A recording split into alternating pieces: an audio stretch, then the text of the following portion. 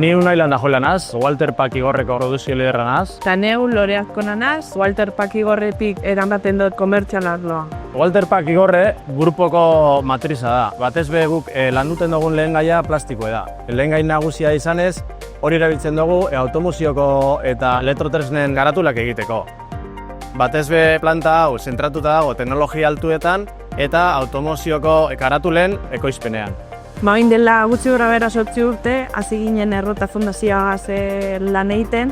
Lehenengo kontaktuan tope ziren jakiteko Walter Parken zerbait egiten dugun, kolaboratu egin dugu krean proiektuan, eta beste proiektuetan. Da un toma iraka, laguntzen gara bion artean.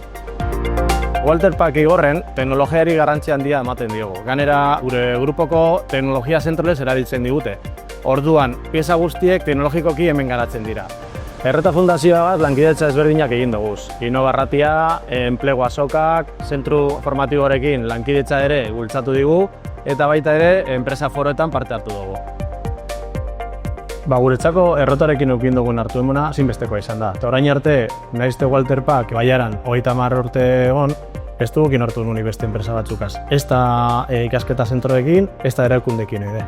Gure hartu emona esentziala izan da, bakarrik erosi edo saldu. Eta errotari esker, bideragarriagoa da, eta hartu emon handiago esan dugu beste enpresa batzuekin. Errotagaz lan egitea, berentziek superpositiboa izan da. Guretzako oso baligarria izan da, adibidez talentua Walter Pakerra ekartzeko. Eta gero, beste arlo garrantzua da guretzako berrikuntza ere. Arlo bi horretan, errotar lagun galdozku asko.